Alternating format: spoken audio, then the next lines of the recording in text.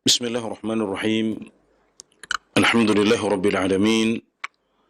Wassalatu wassalamu ala ashrafil anbiya'i wal mursalin.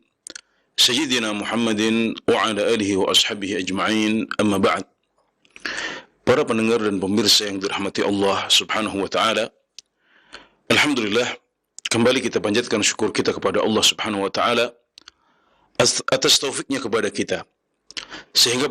Sehingga pada kesempatan sore hari ini kembali kita bisa berjumpa untuk bermajlis mendalami agama Allah subhanahu wa ta'ala melalui hadis-hadis pokok dalam agama kita yang dihimpun oleh Imam An-Nawawi rahimahullahu ta'ala dalam karya beliau Al-Arba'un fi Mabanil Islam wa Qawa'idil Ahkam, atau yang dikenal dengan Al-Arba'in An-Nawawiyah. Dan pada pertemuan sebelumnya telah kita kaji bersama hadis nomor 37, yaitu hadis Qudsi yang diriwayatkan oleh Ibnu Abbas radhiyallahu anhuma tentang kemurahan Allah subhanahu wa ta'ala, bahwasanya seorang hamba itu kalau bertekad untuk beramal saleh, maka itu sudah dicatatkan sebagai amal kebaikan untuknya. Dan kalau kemudian dia benar-benar menjalankan tekad dan niatnya itu, maka amal solehnya dilipat gandakan. Sebaliknya, kalau dia bertekad untuk berbuat buruk, maka itu belum dicatat oleh Allah subhanahu wa ta'ala sebagai keburukan. Bahkan kalau kemudian dia meninggalkannya karena Allah subhanahu wa ta'ala, maka justru dia mendapatkan pahala di sisinya. Adapun kalau setelah itu dia benar-benar melaksanakan keburukan tersebut, maka itu hanya dicatat baginya sebagai satu keburukan saja. Ini adalah sebuah kemurahan dari Allah subhanahu wa ta'ala. Dan pada kesempatan hari ini kita akan berpindah ke hadis nomor 38, yaitu hadis Qudsi yang lain yang diriwayatkan oleh Abu Hurairah radhiyallahu anhu. Al-Imam An-Nawawi rahimahullahu ta'ala mengatakan, An Abi Hurairah radhiyallahu anhu qala Rasulullah sallallahu alaihi wasallam, inna Allah ta'ala qala man 'adali waliyan faqad adhantuhu bil harb wa ma taqarraba ilayya 'abdi bi shay'in ahabba ilayya mimma aftaradtuhu alayhi wa la yazalu 'abdi yataqarrabu ilayya bin nawafil hatta uhibbah fa idza ahbabtuhu كنت سمعه الذي يسمع به وبصره الذي يبصر به ويده التي يبتش بها ورجله التي يمشي بها ولئن سألني لأعطينه ولئن استعاذني لأعيذنه رواه البخاري. Yang artinya diriwayatkan dari Abi Hurairah radhiyallahu anhu. Diriwayatkan dari Abu Hurairah radhiyallahu anhu bahwasanya Rasulullah sallallahu alaihi wasallam bersabda, sungguh Allah berfirman, barang siapa yang memusuhi salah satu waliku, maka aku telah umumkan perang kepadanya, dan tidaklah seorang hambaku mendekatkan diri kepadaku dengan sesuatu yang lebih aku cintai daripada amalan yang aku wajibkan atas dia, dan hambaku masih terus mendekatkan diri kepadaku dengan amalan-amalan sunnah sampai aku mencintainya. Dan kalau aku sudah mencintainya, maka pendengarannya yang dengannya dia mendengar sesuai dengan keinginanku, matanya yang dengannya dia melihat juga sesuai dengan keinginanku, tangannya yang dengannya dia memegang dengan kuat juga berjalan sesuai dengan keinginanku, dan kakinya yang dengannya dia berjalan itu juga sesuai dengan keinginanku. Dan kalau seandainya dia meminta, niscaya aku akan beri, dan kalau seandainya dia meminta perlindungan, maka aku akan berikan perlindungan. Hadis riwayat Al-Bukhari. Hadis ini adalah hadis riwayat Al-Bukhari, dan beliau adalah satu-satunya yang meriwayatkan hadis ini dari penulis kitab-kitab hadis yang masyhur. Jadi hanya Al-Bukhari yang meriwayatkan hadis ini. Para perawi dan penulis kitab hadis yang masyhur yang lain tidak meriwayatkannya. Beliau meriwayatkan dari Abu Hurairah radhiyallahu anhu, Abdurrahman bin Sakhr Ad-Dawsi yang wafat pada tahun 59 Hijriah dan merupakan sahabat dengan riwayat hadis paling banyak, dan dalam Arba'in Nawawiyah saja jumlah hadis beliau ada 9. Ya, ini adalah salah satunya. Sudah sering kita mendengar hadis-hadis dari Abu Hurairah radhiyallahu anhu, 9 dari 42 hadis. Berarti lebih dari 1/5 dan hampir 1/4 hadis Arba'in ini adalah riwayat dari Abu Hurairah radhiyallahu anhu. Dan seperti hadis yang nomor 37, hadis 38 ini juga adalah hadis qudsi yang merupakan riwayat Rasulullah sallallahu alaihi wasallam dari Tuhan kita dan Tuhan beliau, yaitu Allah Subhanahu wa taala. Maka di awal hadis disebutkan, sungguh Allah Subhanahu wa taala berfirman demikian, "Man 'adali waliyan faqad adzantuhu bil harb." Barang siapa yang memerangi salah satu waliku, maka aku telah umumkan perang terhadapnya. Hadis ini berisi ancaman untuk mereka yang memusuhi wali-wali Allah Subhanahu wa taala. Tapi siapa wali-wali Allah? Wali berasal dari kata kedekatan. Pokok dasar wilayah dan wali adalah kedekatan kepada Allah Subhanahu wa taala. Wali adalah orang-orang yang dekat dan dicintai oleh Allah Subhanahu wa taala karena sebelumnya dia mendekatkan diri kepada Allah Subhanahu wa taala. Sebelumnya dia mencintai Allah Subhanahu wa taala. Dia tunjukkan itu dengan amal-amal saleh, memperbanyak taqwa kepada Allah Subhanahu wa taala, maka akhirnya Allah Subhanahu wa taala mencintainya. Jadi inilah hakikat dari wilayah, hakikat dari kewalian. Jadi wali adalah orang yang dekat dan dicintai oleh Allah Subhanahu wa taala. Setelah sebelumnya dia menyatakan cinta dan tidak hanya mengklaim cinta kepada Allah Subhanahu wa taala, tapi juga menunjukkan cinta itu. Maka dia memperbanyak taqwa dan ketaatan kepada Allah Subhanahu wa taala. Qul in kuntum tuhibbunallah, qul in kuntum tuhibbunallah fattabi'uni yuhibbukumullah wa yaghfir lakum. Katakanlah wahai Rasulullah, jika kalian mencintai Allah, maka ikutilah aku. Niscaya aku akan mencintai kalian dan mengampuni dosa-dosa kalian. Niscaya Allah akan mencintai kalian dan mengampuni dosa-dosa kalian. Jadi berawal dari menyatakan cinta, mengaku cinta kepada Allah Subhanahu wa taala, tapi kemudian dibuktikan. Buktinya apa? Buktinya ittiba, mengikuti jalan Nabi Muhammad sallallahu alaihi wasallam, menjalankan ketaatan dan ibadah sebagaimana dicontohkan oleh Rasulullah sallallahu alaihi wasallam. Maka buahnya adalah dicintai Allah Subhanahu wa taala. Yang mengaku cinta banyak, tapi banyak yang hanya sekedar klaim dan mengaku-ngaku, tidak benar-benar bisa membuktikan cintanya kepada Allah Subhanahu wa taala. Adapun wali adalah mereka yang benar-benar membuktikan cintanya kepada Allah, dan buktinya adalah bahwasanya Allah kemudian mencintai dia. Karena mengklaim cinta kepada Allah itu gampang, tapi mendapatkan cinta dari Allah Subhanahu wa taala ini yang susah. Makanya sebagian ulama mengatakan, laisa sya'nu an tuhib, walakinna sya'na an tuhab. Yang penting itu bukan engkau mengklaim cinta kepada Allah Subhanahu wa taala, tapi yang lebih penting adalah Allah cinta kepadamu atau tidak. Yang lebih bernilai, yang lebih berharga adalah kalau Allah cinta kepada kita. Maka barang siapa yang Allah sudah cintai, maka berarti dia adalah wali Allah. Dan dalam ayat yang lain Allah Subhanahu wa taala menjelaskan bahwasanya para wali adalah yang memiliki kriteria alladzina amanu wa kanu yattaqun. Mereka adalah orang-orang yang beriman dan bertakwa. Jadi mereka adalah orang-orang yang imannya tebal, takwanya tinggi.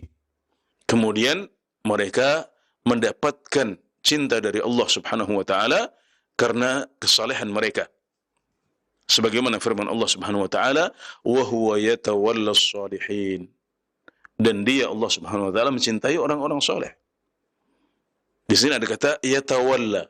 Kata wali itu sendiri satu kata dengan yatawalla. Wa huwa yatawallas shalihin, wa huwa yatawallas shalihin, dan dia Allah Subhanahu wa taala mencintai orang-orang soleh. Jadi para wali adalah orang-orang soleh yang dicintai oleh Allah Subhanahu wa taala dan memiliki kedekatan khusus kepada Allah Subhanahu wa taala. Jadi inilah yang dimaksud dengan wali. Jadi wali dalam agama kita, konsep wilayah dan wali dalam agama Islam itu simple. Wali atau wilayah itu tidak identik dengan kejadian-kejadian aneh. Wali itu tidak harus memiliki kemampuan-kemampuan luar biasa. Tidak harus memiliki karamah yang sifatnya adalah kejadian-kejadian aneh, kemampuan-kemampuan aneh. Yang mirip dengan mukjizatnya para nabi dan rasul. Tidak harus seperti itu. Wali itu juga bukan orang yang gila. Kemudian orang-orang di sekitarnya meyakini hal-hal yang tidak masuk akal tentang orang itu. Bukan itu. Wali dalam konsep Al-Quran dan Sunnah Nabi Muhammad SAW adalah orang-orang yang mencintai Allah Subhanahu wa taala dengan cinta yang sesungguhnya. Kemudian sebagai buahnya Allah Subhanahu wa taala mencintai mereka karena kesalehan mereka dan takwa mereka yang tinggi serta iman mereka yang tebal. Itulah orang-orang saleh. Mereka lah para wali yang kita tidak boleh memusuhi mereka. Kewajiban kita adalah mencintai mereka. Karena Allah Subhanahu wa taala. Kita menghormati, mencintai mereka karena mereka sudah sedemikian mencintai Allah Subhanahu wa taala. Mereka telah buktikan cintanya kepada Allah Subhanahu wa taala dengan berbagai ketaatan. Dengan melakukan berbagai ketaatan dan ibadah kepada Allah Subhanahu wa taala. Dan insyaallah di sekitar kita selalu ada orang-orang seperti itu. Masih banyak orang baik yang banyak beribadah kepada Allah Subhanahu wa taala dan tidak banyak berbuat maksiat. Mereka itu adalah wali-wali Allah yang kita harus hormati mereka, kita harus cintai mereka, dan kita tidak boleh untuk membenci atau memusuhi mereka. Jadi, mereka itulah orang-orang yang banyak datang ke masjid, mengunjungi masjid, banyak beribadah di masjid, salat jamaah, melakukan berbagai ketaatan kepada Allah Subhanahu wa taala, memiliki ibadah sosial yang banyak, birrul walidain, membantu tetangga, dan lain sebagainya. Orang-orang seperti itu adalah para wali Allah Subhanahu wa taala. Meskipun mereka tidak memiliki kemampuan-kemampuan linuwih, karena bukan itu patokannya. Patokannya adalah iman, taqwa, dan kesalehan. Maka kalau di sekitar kita ada orang-orang seperti itu, mari kita cintai mereka karena Allah Subhanahu wa taala. Kita hormati mereka dan jangan sampai kita memusuhi atau membenci mereka. Karena kalau sampai kita memusuhi mereka, maka Allah Subhanahu wa taala sudah mengumumkan perang kepada kita. Na'udzubillah min dzalik. Kalau sampai Allah Subhanahu wa taala memerangi kita, atau kita melakukan suatu peperangan yang lawannya adalah Allah Subhanahu wa taala.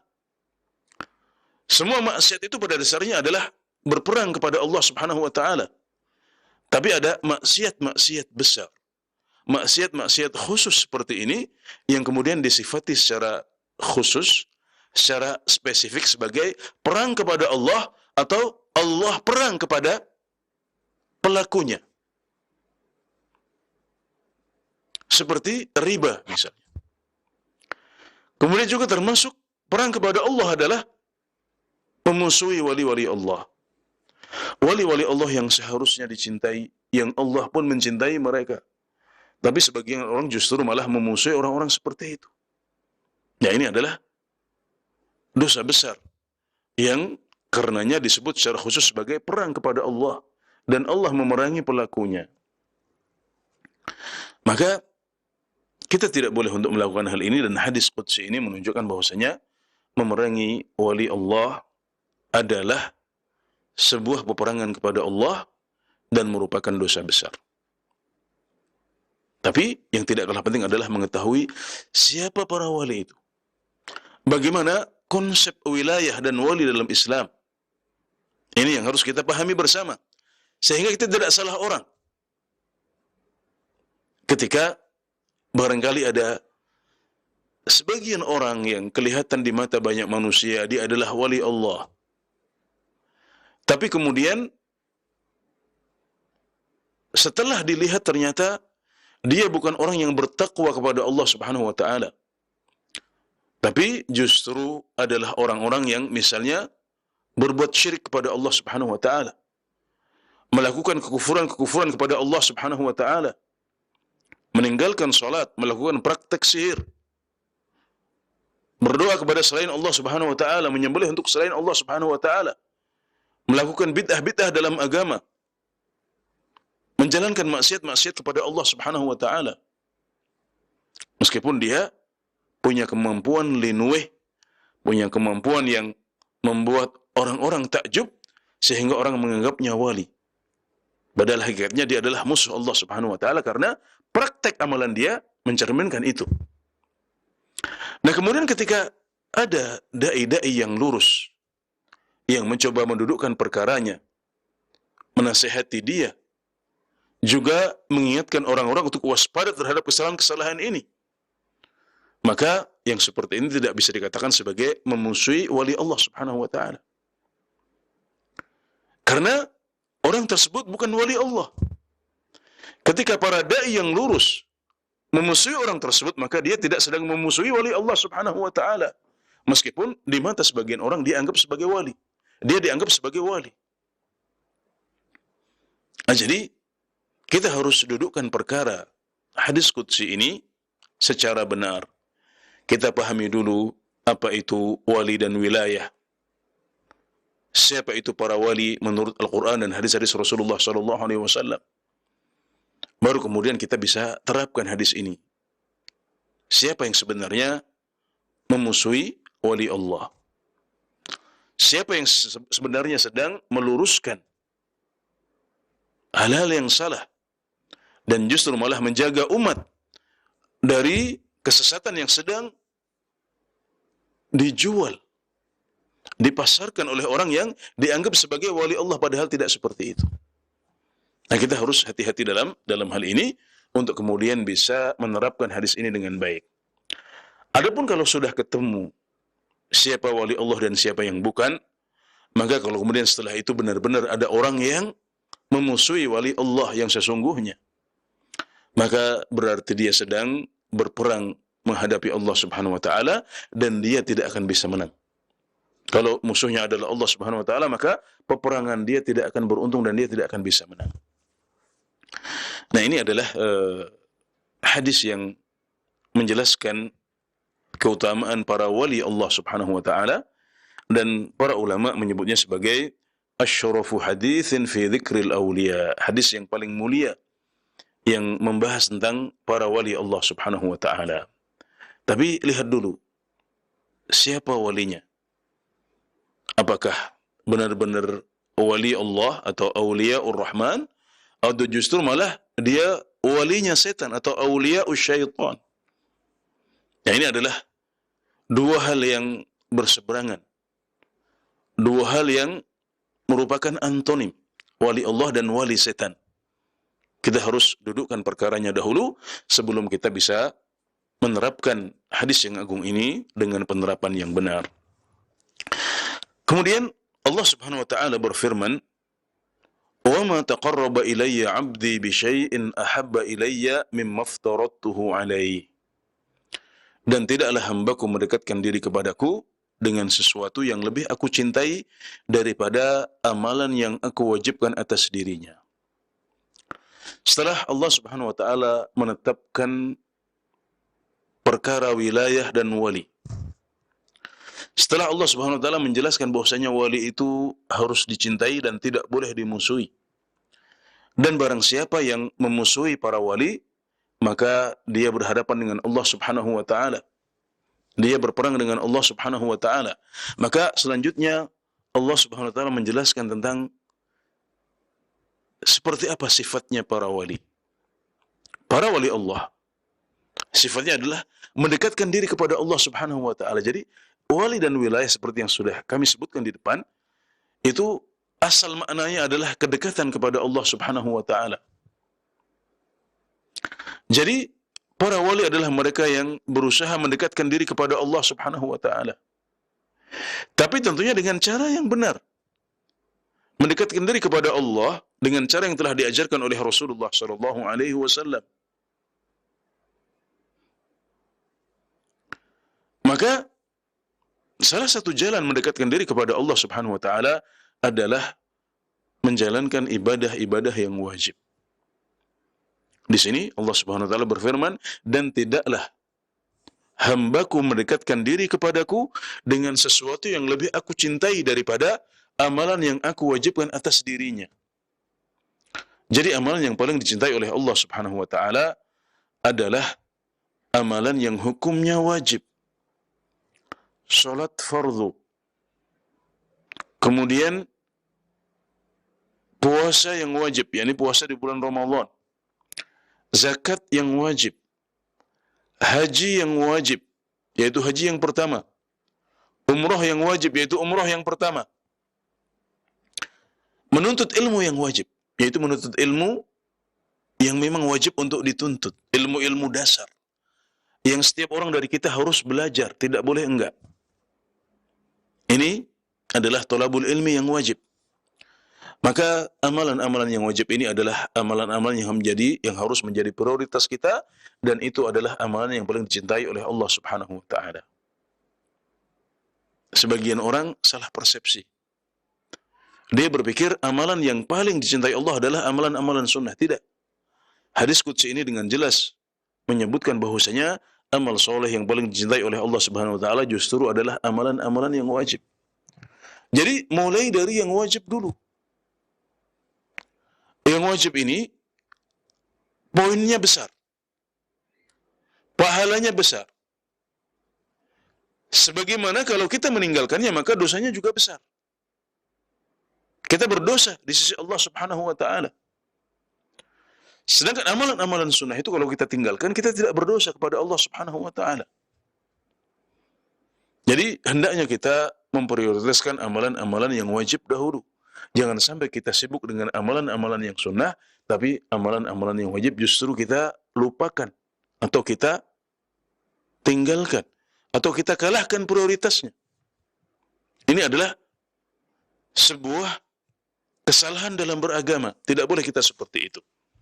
Kita hendaknya memulai dengan yang wajib-wajib dahulu, karena itu yang prioritas, dan ingat bahwasanya itu adalah amalan yang pahala dan poinnya paling banyak di sisi Allah Subhanahu wa taala dan paling dia cintai. Wala yazalu 'abdi yataqarrabu ilayya bin nawafil hatta uhibbah. Dan hambaku masih terus mendekatkan diri kepadaku sampai aku mencintainya. Setelah menjalankan amalan-amalan yang wajib, sebagian hamba Allah Subhanahu wa taala dalam rangka agar bisa menjadi wali Allah, terus mendekatkan diri kepada Allah Subhanahu wa taala dengan amalan-amalan sunnah. Salat yang sunnah, salat nawafil, kemudian puasa sunnah, sedekah yang sunnah di luar sedekah yang wajib, haji yang sunnah, yaitu haji yang kedua, ketiga, dan seterusnya. Umrah yang sunnah juga adalah umrah yang kedua, ketiga, dan seterusnya. Talabul ilmi yang sunnah, menuntut ilmu, tapi tentang ilmu-ilmu yang tidak wajib untuk dipelajari. Ilmu-ilmu yang wajib sudah selesai, sudah khatam, tapi kita masih terus belajar lagi, mencari ilmu-ilmu yang sifatnya sunnah. Nah ini berarti talabul ilmi yang sunnah. Dan thalabul ilmi adalah amalan sunnah yang paling utama. Imam Asy-Syafi'i rahimahullahu taala mengatakan, "Laisa syai'un ba'dal fara'idhi afdhala min thalabil ilm." Setelah amalan-amalan yang wajib, tidak ada yang lebih afdal, tidak ada yang lebih mulia dan utama daripada menuntut ilmu. Maka thalabul ilmi adalah amalan sunnah yang paling afdal. Dia hanya kalah oleh amalan-amalan yang wajib saja, seperti salat wajib, puasa fardu, kemudian zakat yang wajib atau haji yang wajib. Adapun kalau dibandingkan dengan amalan-amalan yang sifatnya sunnah, yang hukumnya sunnah, silahkan sebut apa saja. Salat sunnah, puasa sunnah, sedekah sunnah, haji yang sunnah, maka kita akan katakan bahwasanya menuntut ilmu lebih utama dari itu. Maka beruntunglah Anda yang diberikan semangat untuk banyak menuntut ilmu, diberikan semangat untuk banyak belajar ilmu agama. InsyaAllah itu bisa menjadi amalan andalan Anda di hadapan Allah Subhanahu wa taala, karena itu adalah amalan sunnah yang paling afdal di sisi Allah Subhanahu wa taala. Jadi mendekatkan diri kepada Allah Subhanahu wa taala sudah ada caranya, yaitu dengan menjalankan kewajiban-kewajiban, kemudian diikuti dengan menjalankan amalan-amalan yang sunnah. Menjalankan kewajiban mencakup melaksanakan perkara-perkara yang wajib, ibadah-ibadah yang wajib, juga meninggalkan hal-hal yang diharamkan oleh Allah Subhanahu wa taala. Sedangkan amalan-amalan sunnah mencakup amalan-amalan yang sifatnya sunnah. Ibadah-ibadah sunnah juga termasuk meninggalkan perkara-perkara yang makruh. Nah, ini adalah jalan yang benar untuk mendekatkan diri kepada Allah Subhanahu wa taala. Inilah jalannya para wali. Para wali untuk bisa sampai kepada derajat wali harus melewati dua tahapan ini. Beribadah kepada Allah dengan hal-hal yang wajib, kemudian beribadah kepada Allah dengan hal-hal yang sunnah. Jangan sampai kita menjadi seperti orang-orang Yahudi yang disebutkan oleh Allah Subhanahu wa taala dalam surat Al-Maidah ayat 18, bahwasanya mereka mengklaim, "Nahnu abna'ullahi wa ahibba'uh." Kami adalah orang-orang yang dicintai oleh Allah Subhanahu wa taala, bahkan anak-anaknya. Mereka mengklaim diri sebagai anak-anak Allah, juga mengklaim diri sebagai orang-orang yang dicintai oleh Allah Subhanahu wa taala. Padahal prakteknya tidak demikian. Mereka tidak beriman kepada Rasul-Rasul Allah Subhanahu wa taala, memerangi mereka. Mereka tidak beramal dengan ilmu yang telah diberikan kepada mereka. Maka cara mendekatkan diri mereka kepada Allah adalah cara yang salah. Mereka hanya sekedar klaim, mengklaim dekat, mengklaim sebagai wali Allah Subhanahu wa taala, tapi prakteknya nol. Maka kata para ulama, ini bukan cara yang benar untuk mendekatkan diri kepada Allah Subhanahu wa taala. Ini bukan jalan kewalian. Jangan pula jatuh dalam kesalahan orang-orang yang mendekatkan diri kepada Allah tapi dengan cara yang salah. Mereka ingin dekat kepada Allah, mereka ingin menjadi wali Allah Subhanahu wa taala, tapi caranya salah. Seperti yang disebutkan dalam firman Allah Subhanahu wa taala surat Az-Zumar ayat 3. وَالَّذِينَ اتَّخَذُوا مِن دُونِهِ أَوْلِيَاءَ مَا نَعْبُدُهُمْ إِلَّا لِيُقَرِّبُونَا إِلَى اللَّهِ زُلْفَى. Dan orang-orang yang mencari penolong selain Allah Subhanahu wa taala, mereka mengatakan, kami tidaklah menyembah mereka kecuali agar mereka mendekatkan kami kepada Allah Subhanahu wa taala. Ayat ini berbicara tentang orang-orang musyrikin yang menyembah selain Allah Subhanahu wa taala, mencari penolong dan pelindung selain Allah Subhanahu wa taala, berupa berhala-berhala, patung-patung, dan sesembahan-sembahan selain Allah Subhanahu wa taala. Nah, mereka ini mengatakan bahwasanya kami tidaklah menyembah mereka. Mereka mengatakan bahwasanya mereka tidaklah menyembah Tuhan-Tuhan ini kecuali agar Tuhan-Tuhan ini bisa mendekatkan diri kepada Allah Subhanahu wa taala. Allahu Akbar. Jadi cita-cita mereka adalah dekat kepada Allah Subhanahu wa taala. Mereka ingin menjadi wali-wali Allah, tapi caranya salah. Caranya tidak dengan beribadah kepada Allah dengan amalan-amalan yang wajib atau amalan-amalan yang sunnah sebagaimana yang sudah dijelaskan dalam hadis qudsi ini. Tapi mereka justru malah menyekutukan Allah Subhanahu wa taala. Ini adalah cara beribadah dan cara mendekatkan diri kepada Allah yang salah. Ini tidak akan bisa membawa mereka kepada derajat kewalian. Ini justru malah membawa mereka kepada murka Allah Subhanahu wa taala. Mereka jatuh dalam dosa akbar, dalam maksiat terbesar dalam Islam, yaitu syirik kepada Allah Subhanahu wa taala. Lihat bagaimana Al-Qur'an menceritakan alasan mereka. Mereka mengatakan, kami ini tidaklah menyembah mereka kecuali agar mereka para tuhan-tuhan ini mendekatkan kami kepada Allah Subhanahu wa taala. Jadi mereka meyakini Tuhan yang paling agung, yang paling tinggi adalah Allah Subhanahu wa taala, tapi mereka merasa kotor untuk langsung menyembah Allah. Mereka merasa terlalu kotor untuk langsung berdoa kepada Allah Subhanahu wa taala. Kemudian apa yang mereka lakukan? Mereka membuat sembahan-sembahan selain Allah. Mereka menyembah berhala-berhala, patung-patung, malaikat, nabi, orang-orang saleh yang sudah dikubur.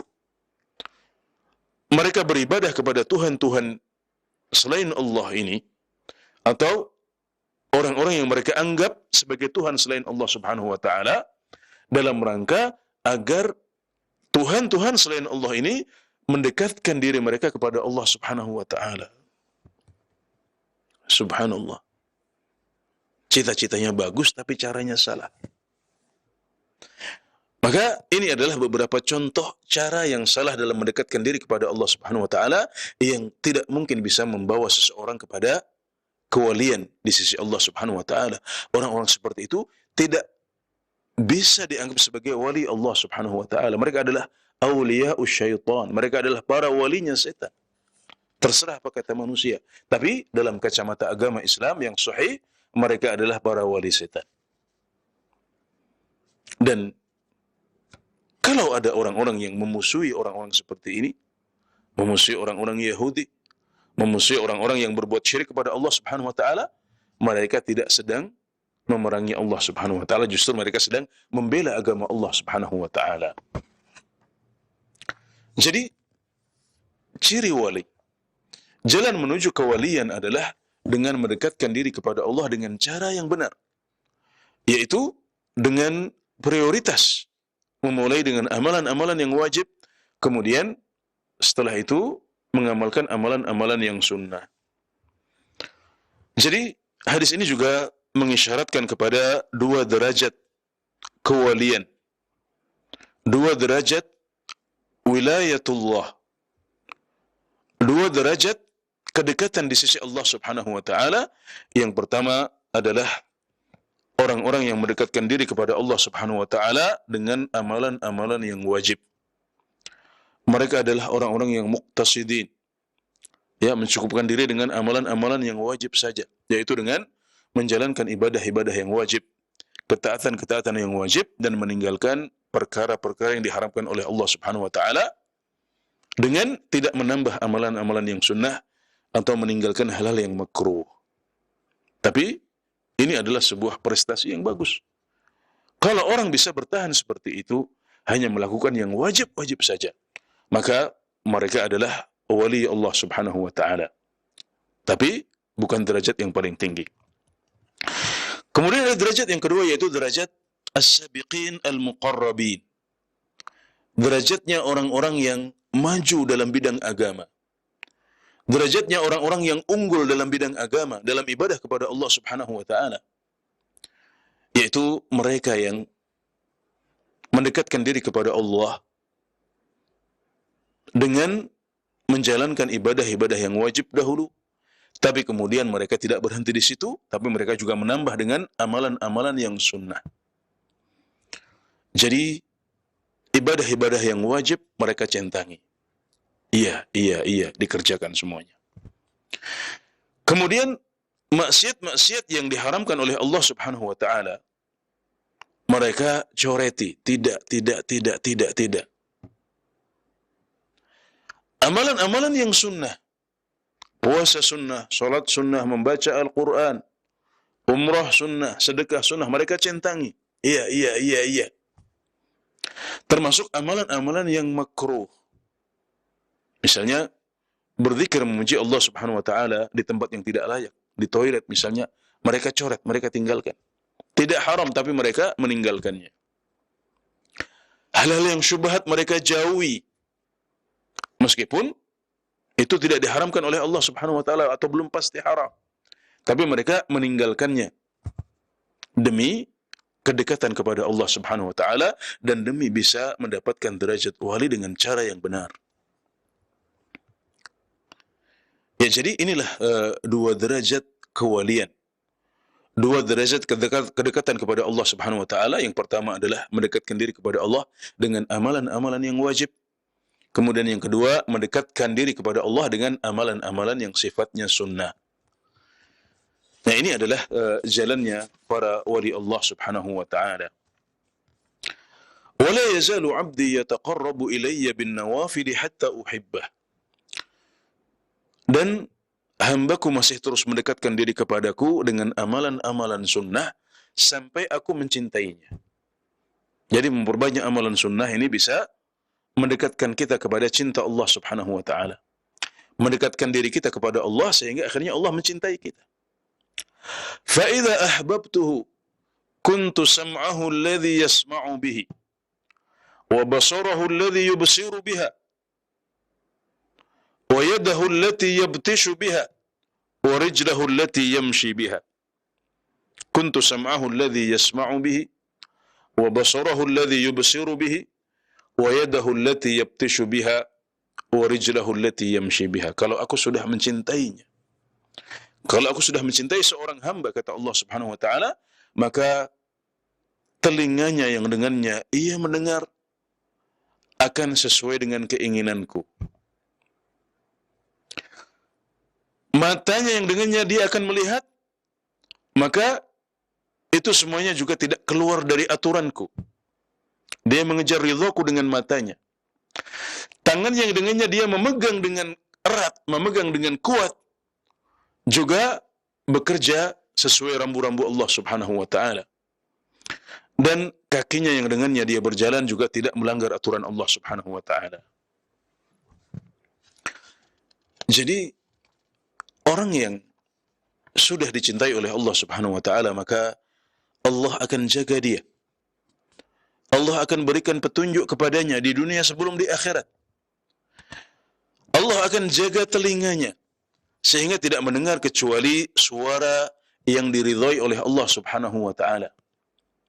Dia tidak akan mendengar suara-suara yang diharamkan oleh Allah Subhanahu wa taala. Seperti suara musik misalnya, yang para imam madhab yang 4 sepakat akan keharamannya. Telinganya tidak akan mendengar kecuali apa yang diridhai oleh Allah Subhanahu wa taala. Yang dia dengarkan hanyalah apa yang Allah ridhai dan Allah ingini. Matanya yang dengannya dia melihat, hanya melihat hal-hal yang dibolehkan oleh Allah Subhanahu wa taala. Dia menghindari melihat hal-hal yang diharamkan oleh Allah Subhanahu wa taala, seperti aurat lawan jenis. Kemudian juga misalnya adalah gambar-gambar yang merangsang syahwat, yang diharamkan untuk dilihat dalam agama kita. Dia tinggalkan itu. Wa yadahu allati yabtishu biha. Demikian juga tangannya yang dengannya ia memegang dengan erat. Tangannya yang dia gerakkan, dia tidak menggerakkan tangannya kecuali sesuai dengan aturan Allah Subhanahu wa taala. Dia tidak memukul dengan cara memukul yang dilarang. Dia tidak memukul wajah. Dia tidak menzalimi orang lain dengan tangannya. Dia tidak berbuat maksiat dengan tangannya. Demikian juga dengan kakinya. Kakinya tidak melangkah kecuali di jalan Allah Subhanahu wa taala, di jalan yang dihalalkan dan diridhai oleh Allah Subhanahu wa taala. Dia tidak menggunakan kakinya untuk bermaksiat kepada Allah Subhanahu wa taala. Jadi inilah tanda cinta Allah kepada hambanya. Jadi kalau kita ingin bertanya, misalnya kita mengatakan, saya merasa cinta kepada Allah. Saya ingin cinta kepada Allah. Kita katakan itu masih klaim. Bagus, kita mencintai Allah, kita ingin mencintai Allah, kita berusaha untuk mencintai Allah. Itu bagus. Terus lakukan, tambah terus, tambah terus. Tapi ingat, caranya harus benar. Terus bagaimana kita tahu bahwasanya Allah mencintai kita, bukan hanya kita yang mencintai dia, tapi dia juga mencintai kita. Ini tandanya. فَإِذَا أَحْبَبْتُهُ كُنْتُ سَمْعَهُ الَّذِي يَسْمَعُ بِهِ. Kalau aku sudah mencintainya, maka telinganya yang dengannya dia mendengar sesuai dengan keinginan Allah subhanahu wa ta'ala. Tidak mendengar kecuali apa yang dibolehkan dan diridhai oleh Allah subhanahu wa ta'ala. Matanya tidak melihat kecuali yang dihalalkan oleh Allah subhanahu wa ta'ala. Tangannya tidak bergerak kecuali sesuai dengan aturan Allah subhanahu wa ta'ala. Dan kakinya tidak berjalan kecuali di jalan yang diridhai oleh Allah subhanahu wa ta'ala. Maka hamba tersebut dijaga oleh Allah subhanahu wa ta'ala, diberikan taufik untuk melakukan ketaatan-ketaatan. Maka di sini kita menyadari bahwasanya kalau kita banyak beribadah kepada Allah subhanahu wa ta'ala, kalau kita sedang menjalankan amalan-amalan akhirat apalagi yang banyak, maka itu insya Allah adalah tanda bahwasanya Allah subhanahu wa ta'ala mencintai Anda.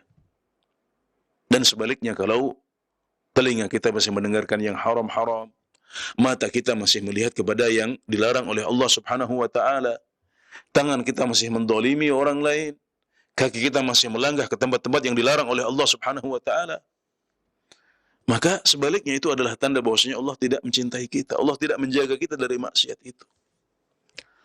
Maka di sini kita bisa simpulkan bahwasanya ketaatan kepada Allah adalah bentuk penjagaan dari Allah subhanahu wa ta'ala. Itu adalah karamah. Inilah karamah wali yang sesungguhnya.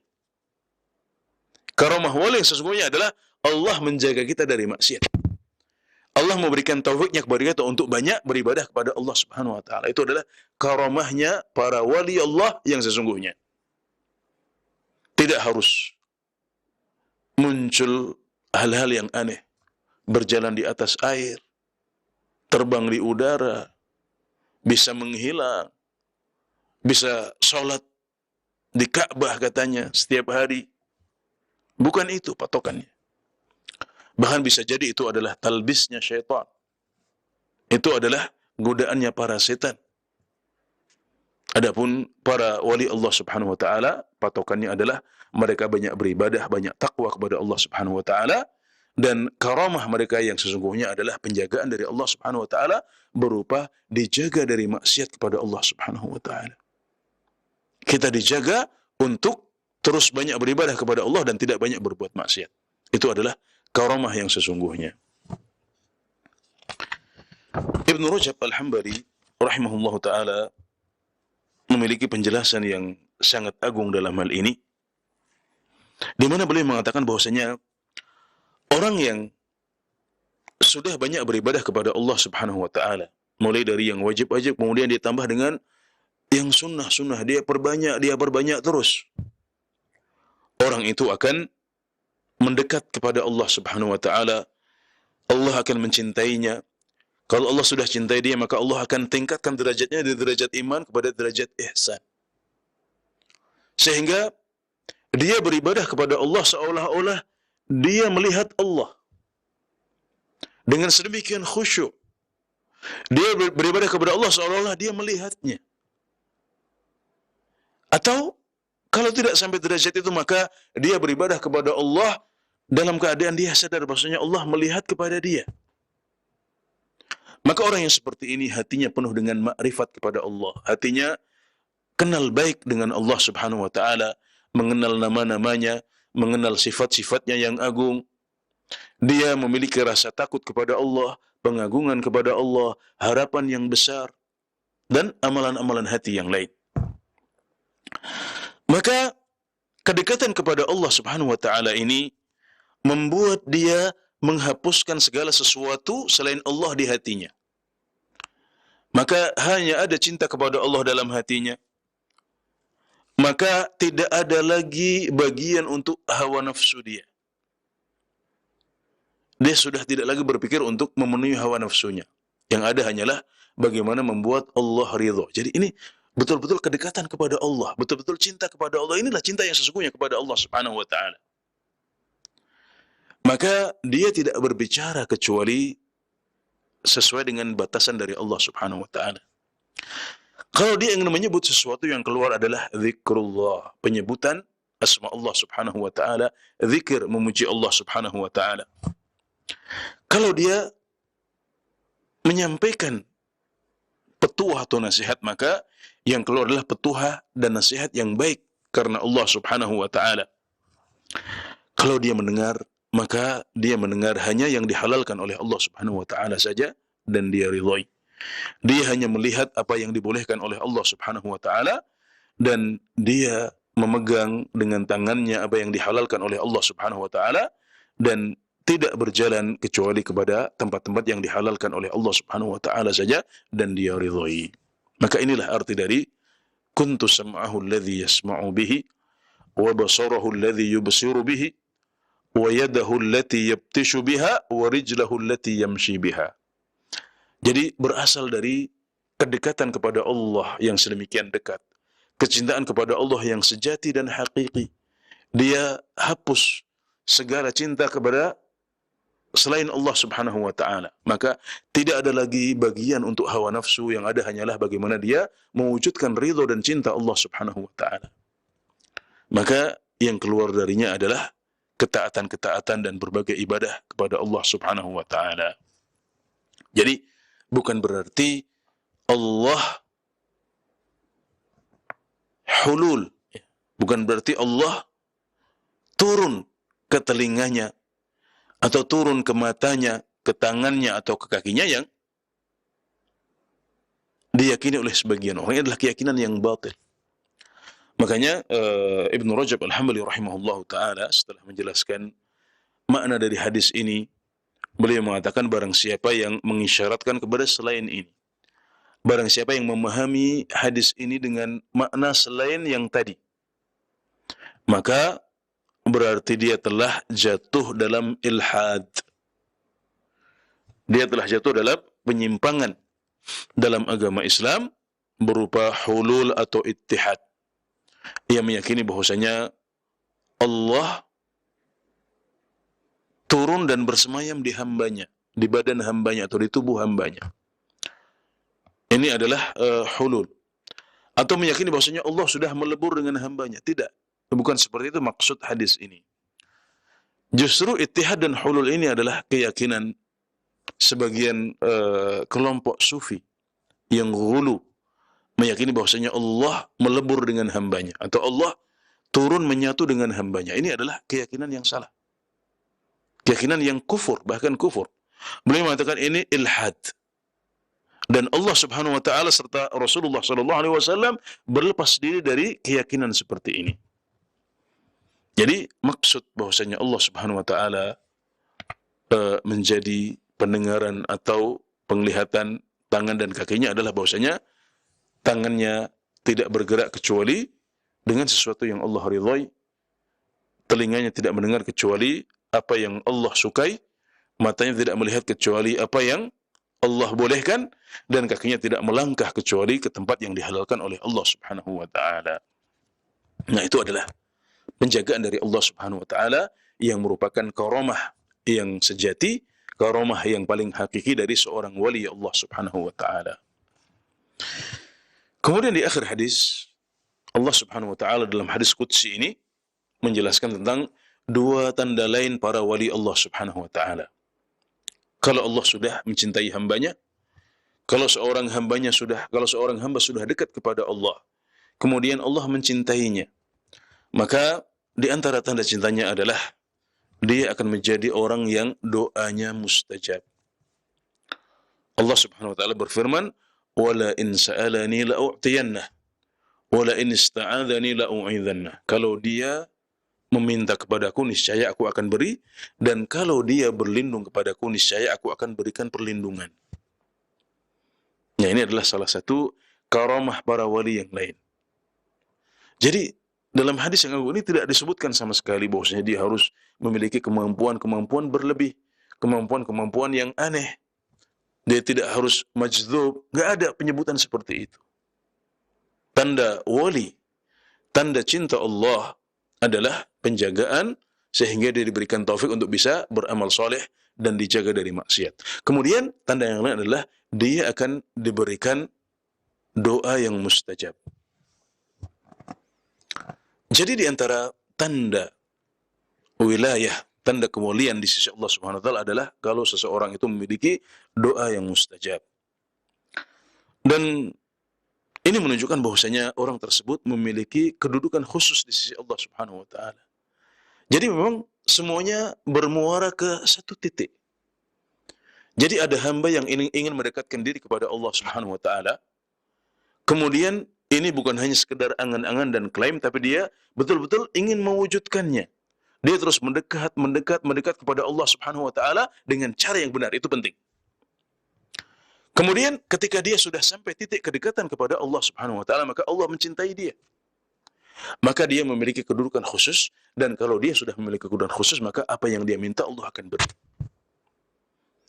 Dan dari kalangan salafus saleh ada banyak kisah tentang mustajabnya doa. Di antara sahabat yang dikenal mustajab doanya adalah Sa'ad bin Abi Waqqas radhiyallahu anhu, salah seorang al-asharah al-mubasysyirina bil jannah. 10 orang sahabat yang dijamin masuk surga, sudah diberikan kabar gembira untuk masuk surga saat mereka masih hidup dalam satu hadis. Yang dapat kabar gembira ini banyak, tapi ada 10 sahabat yang dikumpulkan dalam satu hadis. Salah satunya adalah Sa'ad bin Abi Waqqas ini. Disebutkan dalam riwayat Al-Bukhari bahwasanya suatu ketika Sa'ad bin Abi Waqqas radhiyallahu anhu dituduh oleh orang lain dengan tanpa bukti. Maka Sa'ad bin Abi Waqqas mengatakan, "Ya Allah, kalau seandainya orang ini bohong, maka butakanlah matanya, panjangkanlah umurnya, dan jatuhkan dia dalam fitnah." Ini doanya seorang Sa'ad bin Abi Waqqas yang dizalimi. Dan orang yang zalim dan orang yang terzalimi boleh untuk berdoa. Ya, boleh untuk berdoa sekadarnya, tidak boleh berlebihan. Beliau dizalimi, maka beliau berdoa dengan doa seperti ini. Maka apa yang terjadi? Yang terjadi, orang yang didoakan oleh Sa'ad bin Abi Waqqas ini, maksudnya didoakan dengan keburukan. Da'a alaihi Sa'ad bin Abi Waqqas. Orang ini ketika sudah tua, akhirnya betul dia diberikan umur yang panjang, maka ketika umurnya sudah tua, dia menggoda gadis-gadis kecil di jalan-jalan. Dia mengatakan tentang dirinya, Syekhun kabir, maftun, asobatni da'watu Sa'ad. Saya adalah orang yang sudah jompo tua, tapi maftun, tergoda, jatuh dalam fitnah. Masih mengekor pada syahwatnya, menggoda anak-anak kecil. Gadis-gadis kecil dia goda di jalan-jalan. Kemudian dia mengatakan, saya terkena doanya Sa'ad bin Abi Waqqas. Dalam kisah yang lain yang disebutkan oleh Ibnu Rajab Al-Hambali, disebutkan bahwasanya Sa'ad bin Abi Waqqas mendengar seseorang yang mengumpat dan memaki Ali bin Abi Thalib, Amirul Mukminin radhiyallahu anhu. Maka Sa'ad bin Abi Waqqas mendoakan orang ini. Dan apa yang terjadi? Orang ini didatangi seekor unta yang galak. Kemudian unta ini menyerang pria tersebut sampai membunuhnya.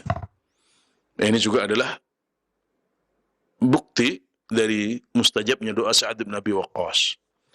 Kemudian ada juga kisah Sa'id bin Zaid. Ya, Sa'id bin Zaid juga adalah salah seorang al-asharah al-mubasysyirina bil jannah. Salah seorang sahabat yang diberikan kabar gembira untuk masuk surga. Nah, suatu ketika Sa'id bin Zaid radhiyallahu anhu berperkara dengan seorang wanita yang mengklaim bahwasanya Sa'id bin Zaid telah merampas tanah wanita ini. Maka Sa'id bin Zaid mengatakan, Allahumma in kanat kadhibatan fa'a'mi basaraha waqtulha fi ardiha. Ya Allah, kalau seandainya wanita ini bohong, maka butakanlah matanya dan bunuhlah dia di tanahnya sendiri. Karena dia mengklaim Sa'id bin Zaid telah merampas tanahnya secara bohong. Maka Allah pun menjawab doanya Sa'id bin Zaid. Maka wanita ini akhirnya menjadi buta, dan ketika akhirnya wanita ini berjalan di tanahnya, dia terpeleset dan jatuh dalam sebuah sumur yang ada di tanah dia ini, maka akhirnya dia meninggal. Nah, kisah ini disebutkan oleh Imam Muslim dalam Sahih beliau. Dan tiga kisah ini mengingatkan kita kepada sebuah hadis yang diriwayatkan oleh Muslim dari Abu Hurairah radhiyallahu anhu, bahwasanya Rasulullah sallallahu alaihi wasallam bersabda, "Rubba ash'atha aghbar madfu'in bil abwab, law aqsama 'ala Allah la abarrah." Betapa banyak orang-orang yang kusut masai berdebu, dia ditolak di pintu-pintu. Jadi bukan orang yang mulia dari sudut pandang dunia, bukan orang yang terhormat, bukan orang yang dihormati orang, bukan orang yang dianggap sebagai pejabat dan seterusnya. Yang ditolak di pintu-pintu justru malah ditolak, dianggap remeh, direndahkan. Tapi kalau dia bersumpah kepada Allah Subhanahu wa taala, maka Allah akan penuhi sumpahnya. Mustajab doanya.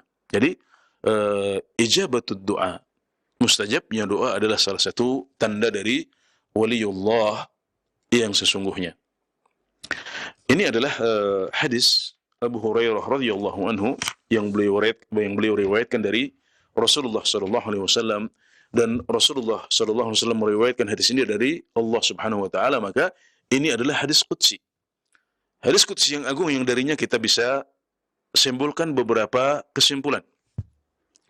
Yang pertama, penetapan konsep wali dan kewalian.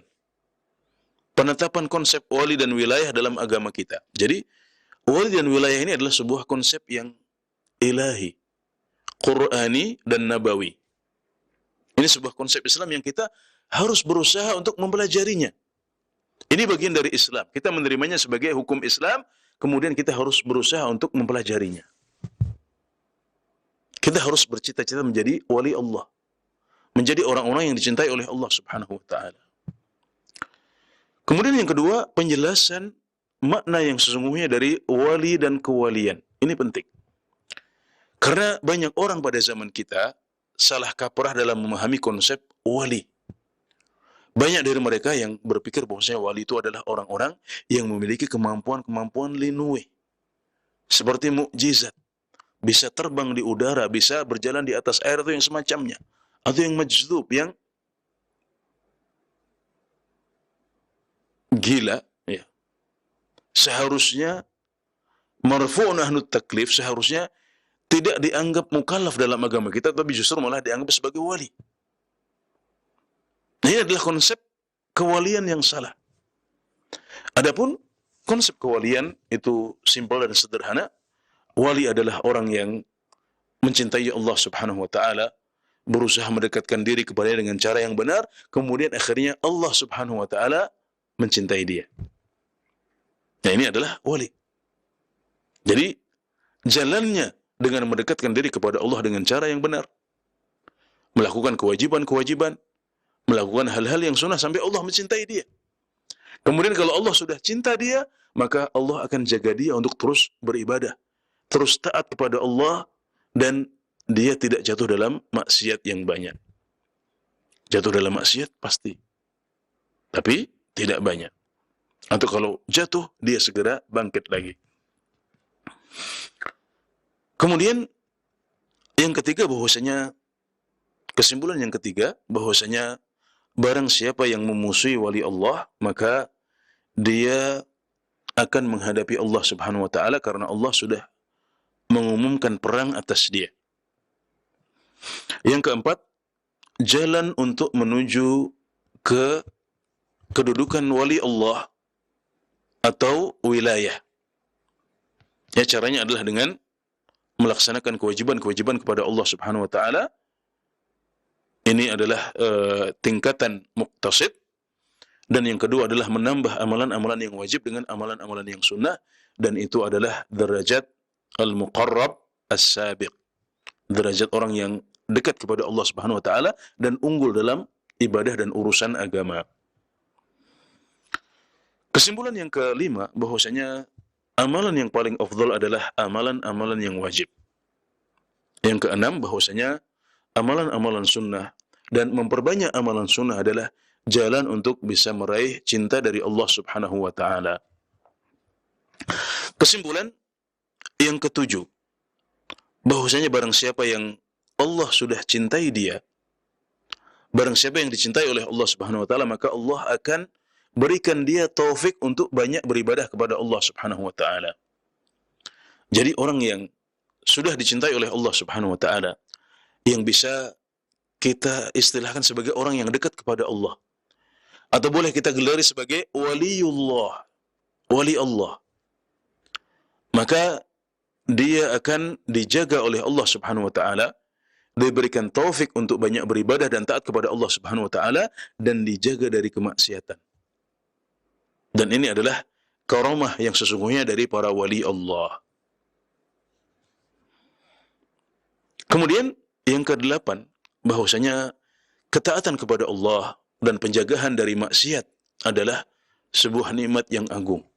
Ya, ini yang sering kita lupakan. Kita berpikir bahwasanya nikmat itu adalah rezeki-rezeki duniawi. Tidak, itu adalah nikmat juga, tapi bukan itu yang besar. Nikmat yang paling penting adalah nikmat dalam urusan akhirat, di mana Allah Subhanahu wa taala menjaga kita, memberikan kepada kita taufik untuk bisa beramal saleh dan menjaga kita dari dosa-dosa dan maksiat. Itu adalah nikmat Allah yang paling besar. Kemudian kesimpulan yang kesembilan, bahwasanya di antara karamah para wali adalah diberikan doa yang mustajab, seperti yang Allah berikan kepada Sa'ad bin Abi Waqqas dan juga Sa'id bin Zaid dan para sahabat serta salafus salih yang lain, yang kisah-kisah mereka juga masyhur. Kemudian yang ke-10, kesimpulan yang ke-10 adalah bahwasanya memusuhi para wali Allah adalah haram, dan kewajiban kita adalah mencintai mereka karena Allah Subhanahu wa taala, karena mereka sudah mencintai Allah, kemudian membuktikan cinta mereka dengan mendekatkan diri kepada Allah dengan cara yang benar dan banyak beribadah kepada Allah Subhanahu wa taala, sampai akhirnya mereka dicintai oleh Allah Subhanahu wa taala dan sampai kepada level wali yang sesungguhnya. Maka yang seperti inilah yang harus dicintai, dihormati, dan tidak boleh dibenci apalagi dimusuhi. Dan barang siapa yang memusuhi mereka, maka Allah sudah umumkan perang kepada mereka, maka mereka pasti akan menjadi pihak yang kalah dan tidak akan bisa menang. Para pemirsa dan pendengar yang dirahmati Allah Subhanahu wa taala, barangkali ini yang bisa kami sampaikan dan kami sarikan dari hadis qudsi yang agung yang diriwayatkan oleh Abu Hurairah radhiyallahu anhu dari Rasulullah sallallahu alaihi wasallam, dan Nabi Muhammad sallallahu alaihi wasallam meriwayatkan hadis qudsi ini dari Tuhan beliau dan Tuhan kita semuanya, yaitu Allah Subhanahu wa taala azza wa jal, tentang wali, konsep wali, cara untuk menjadi wali, dan karamah para wali menurut Al-Quran dan hadis Rasulullah sallallahu alaihi wasallam. Dan semoga penjelasan hadis ini bermanfaat untuk kita semuanya. Semoga menginspirasi, dan demikian Allahu taala a'lam. Wa sallallahu ala nabiyyina Muhammad wa ala alihi wa sahbihi wasallam. Jazakallah khair, kami sampaikan kepada Al-Ustaz Anas Burhanuddin hafizahullah ta'ala, yang telah memberikan penjelasan yang begitu sangat gamblang dan syarah faedah-faedah dari penjelasan hadis ke-38. Kami berikan kesempatan selanjutnya bagi para pendengar dan pemirsa. Bagi Anda yang bertanya, silahkan di line telepon. Halo. Silahkan, sudah masuk. Assalamualaikum warahmatullahi wabarakatuh. Waalaikumsalam warahmatullahi wabarakatuh. Dengan siapa, di mana, akhi? Dengan Kadan dari Cianjur. Silakan, Kadan. Ya, assalamualaikum Pak Ustadz.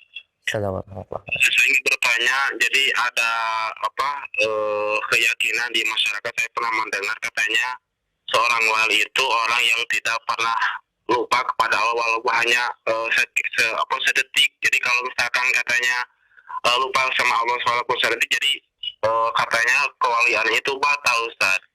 Ya, jadi yang saya tanyakan itu, apakah pertanyaan itu pernyataan itu benar, apakah mungkin orang selain Nabi dan para Rasul itu orang yang tidak pernah lupa kepada Allah pun hanya sedikit sekejap, Ustaz? Nah, Ya. baik. Jazakallah khair. Jazakumullah khair. Oh, iya. Assalamualaikum warahmatullahi wabarakatuh. Waalaikumsalam warahmatullahi wabarakatuh. Kita akan simak jawabannya. Silakan Ustaz. Assalamualaikum. Ya, untuk bisa sampai derajat kewalian atau wali Allah Subhanahu wa taala, tidak disyaratkan orang itu harus maksum. Dalam agama kita yang maksum hanyalah Nabi Muhammad sallallahu alaihi wasallam saja. Yang maksum hanyalah para nabi. Adapun selain para nabi maka mereka tidak maksum. Mereka kadang-kadang masih jatuh dalam kesalahan. Bahkan Allah Subhanahu wa taala berfirman tentang orang-orang yang bertakwa. Ini dalam surat Al-Baqarah, "Walladzina idza fa'alu fahishatan aw dhalamu anfusahum dzakarullaha fastaghfaru lidzunubihim." Di antara sifat orang-orang yang bertakwa adalah jika mereka melakukan perbuatan keji atau mendolimi diri mereka, maka mereka segera ingat Allah dan beristighfar meminta ampunan kepadanya. Jadi orang-orang yang bertakwa, para wali Allah bukanlah orang-orang yang tidak pernah berbuat dosa sama sekali. Mereka bisa jadi masih berbuat dosa. Bahkan dalam ayat ini disebutkan berbuat keji, dosa besar. Atau mendolimi diri mereka, berbuat dosa kecil. Yang membedakan adalah kalau mereka jatuh dalam maksiat, mereka tidak lama-lama berkubang di situ. Mereka segera ingat Allah, kemudian mereka beristighfar, meminta ampunan kepada Allah Subhanahu wa taala. Jadi itulah sifatnya orang-orang yang bertakwa dan sifatnya para aulia Allah Subhanahu wa taala. Dan siapa di antara kita yang bisa untuk tidak lalai sepanjang waktu? Kita kalau tidur saja itu sudah lalai. Berbeda dengan Rasulullah SAW yang kalau tidur, hati beliau tidak tidur. Beliau mengatakan, "Innahu tanamu aynaya wa la yanamu qalbi." Saat beliau tidur, mata beliau terpejam tapi hati beliau tidak tidur. Ini adalah kekhususan Rasulullah SAW. Adapun kita sebagai manusia, kita manusia normal, maka kalau sudah tidur kita sudah lalai. Kita ingat Allah sebelum tidur. Kita berdoa misalnya, Bismikallahumma amutu wa ahya. Di situ kita zikir, kita eling, kita ingat Allah. Kita menyebut nama Allah. Bismikallahumma amutu wa ahya. Kemudian setelah kita tidur kita lupa. Kita nggak sadar. Baru kemudian setelah bangun kita ingat lagi. Maka disunahkan untuk mengucapkan doa, Alhamdulillahilladzi ahyani ba'dama amatani wa ilaihin nusyur. Itu menunjukkan bahwasanya selama kita tidur maka kita tidak ingat apa-apa. Dan para sahabat Rasulullah SAW, banyak mereka adalah para wali Allah Subhanahu wa taala. Mereka mengeluh dan curhat kepada Rasulullah SAW. Mereka mengatakan, "Wahai Rasulullah, kami ini kalau sedang duduk bersamamu maka kami ingat akhirat. Tapi kalau kami sudah pulang ke keluarga, ketemu dengan anak-anak, ketemu dengan dunia kami, maka kami menjadi lalai." Ini dikeluhkan oleh para sahabat Rasulullah SAW yang mereka adalah para wali Allah yang paling agung, yang paling utama. Tapi mereka masih kadang-kadang lalai.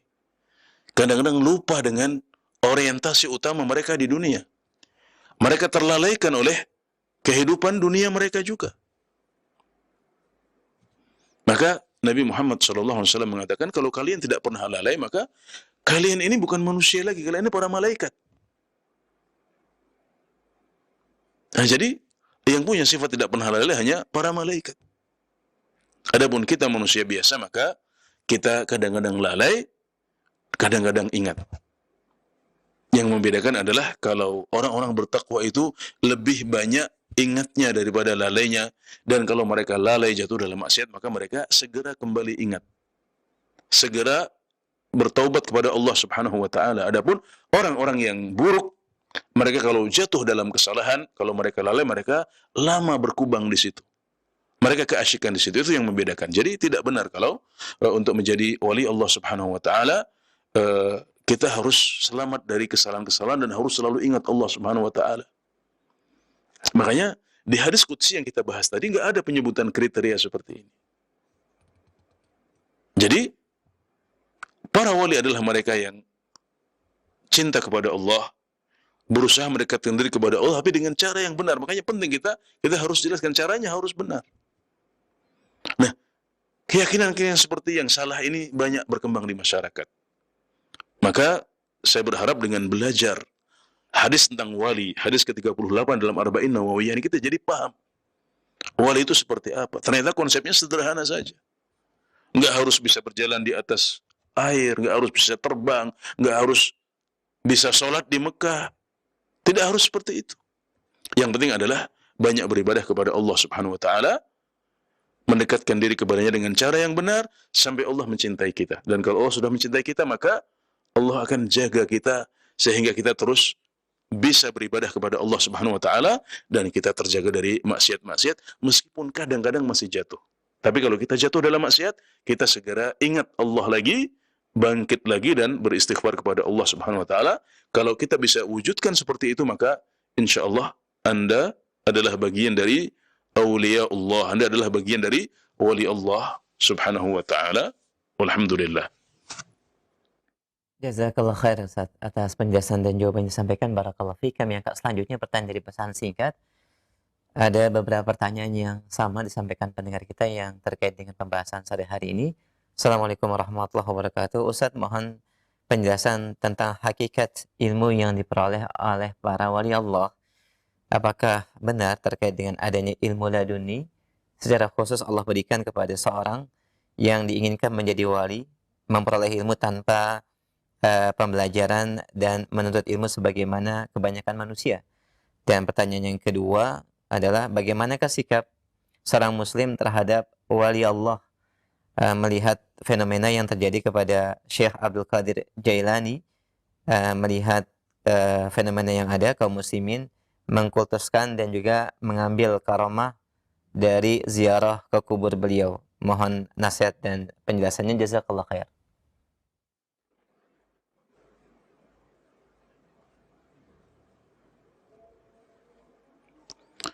Ya, para ulama menjelaskan dalam kitab-kitab adab thalabul ilmi bahwasanya innamal ilmu bitta'allum wal hilmu bittahallum. Sesungguhnya ilmu itu dengan belajar dan kesabaran itu dengan dilatih. Nah, konsep ini menunjukkan bahwasanya orang yang ingin mendapatkan ilmu maka dia harus belajar. Adapun wahyu, maka wahyu sudah putus dengan wafatnya Rasulullah sallallahu alaihi wasallam. Enggak ada lagi ilmu yang Allah tiupkan pada hati seseorang, Allah berikan kepada hati seseorang langsung sebagaimana yang diberikan oleh Allah kepada Rasulullah sallallahu alaihi wasallam dalam bentuk wahyu-wahyu. Itu sudah putus. Yang masih ada pada zaman kita adalah bahwasanya sebagian orang belajar lebih cepat. Barangkali dengan kecerdasan yang Allah berikan, maka dia bisa menghafal lebih cepat. Orang lain harus menghafal beberapa kali, dia cukup dengar sekali, maka dia bisa. Yang seperti ini ada. Jadi Allah berikan kemampuan dia, kecerdasan yang lebih. Dan kecerdasan ini pun bisa diasah. Orang bisa sampai level menghafal seperti itu karena dia diasah. Jadi tidak benar bahwasanya ada orang yang bisa mendapatkan ilmu tanpa belajar. Nah, ini tidak mungkin dan bisa jadi yang terjadi adalah dia menutup-nutupi proses belajarnya. Ya, karena inilah yang dijelaskan oleh para ulama dan wahyu sudah putus dengan wafatnya Rasulullah sallallahu alaihi wasallam. Tidak ada lagi nabi, tidak ada lagi rasul setelah Nabi Muhammad sallallahu alaihi wasallam. Ya, adapun tentang Syekh Abdul Qadir Al-Jailani, maka beliau adalah orang soleh. Beliau insyaallah salah satu dari wali Allah Subhanahu wa taala. Maka tidak masalah kita mempelajari keutamaan beliau, kita mempelajari kesalehan beliau, untuk kemudian juga meneladani beliau. Ini yang penting. Jadi yang lebih penting adalah mempelajari tentang jalan menuju kesalehan, jalan menuju wilayah, jalan menuju kewalian di sisi Allah Subhanahu wa taala. Untuk kemudian kita amalkan. Bukan sibuk dengan membicarakan misalnya kemampuan-kemampuan Linue tentang beliau yang belum tentu benar. Karena ada banyak riwayat-riwayat yang dipalsukan.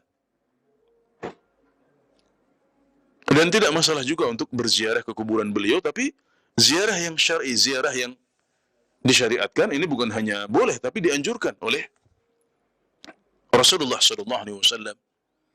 Beliau mengatakan, dahulu aku melarang kalian untuk ziarah kubur, maka ziarahilah. Karena sesungguhnya ziarah kubur itu mengingatkan pada akhirat.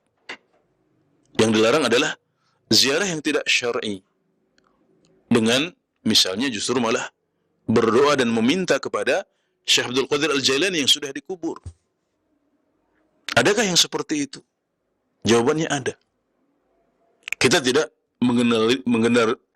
menggeneralisir, mengatakan semua orang seperti itu. Tapi fakta bahwasanya ada orang-orang yang ketika ziarah kubur mereka tidak mendoakan, tapi justru malah minta kepada orang yang dikubur. Itu nyata, ada. Jadi yang seperti ini yang dilarang. Jadi ziarah itu dianjurkan oleh agama kita, maka kita tidak masalah kita memperbanyak ziarah. Tapi caranya harus sesuai dengan tuntunan Rasulullah SAW. Jangan sampai kita ziarah tapi dengan cara yang tidak benar. Apalagi kalau sampai membuat kita jatuh dalam kemusyrikan kepada Allah Subhanahu Wa Taala. Wal'iyadzu billah. Nah, jadi Syekh Abdul Qadir Al-Jailani rahimahullah ta'ala adalah orang yang saleh, yang insya Allah juga merupakan salah satu wali Allah Subhanahu Wa Taala. Tapi ingat bahwasanya kewalian dalam Islam itu konsepnya jelas, simple. Beliau disebut wali bukan karena halal aneh yang beliau miliki, tapi karena kesalehan beliau dan ketakwaan beliau kepada Allah Subhanahu wa taala. Maka alangkah baiknya kalau kita bisa mempelajari sirah beliau dan meneladani beliau dalam kebaikan-kebaikan yang beliau miliki. Demikian, semoga bisa dipahami dengan baik. Jazakallah khair Ustaz atas jawaban dan penjelasannya, dan ini merupakan pertanyaan kami terakhir di sore hari ini. Sebagai kesimpulan dan ikhtitam pembahasan sore hari ini, Ustaz, silakan.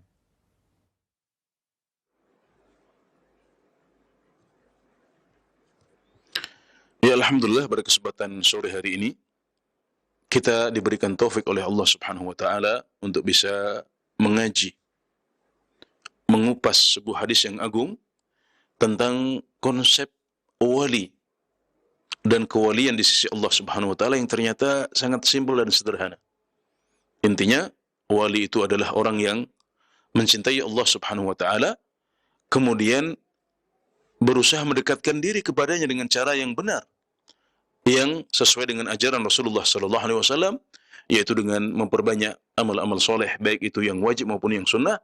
Kemudian akhirnya dia benar-benar dekat kepada Allah Subhanahu wa taala dan Allah mencintai dia. Sesederhana itu. Dan kalau Allah sudah cintai dia, maka Allah akan jaga dia. Allah akan berikan dia taufik untuk lebih banyak beramal lagi dan menjaga dia dari maksiat-maksiat serta membuat doanya mustajab di sisinya.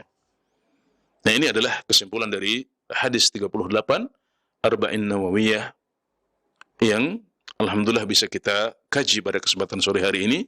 Walhamdulillah.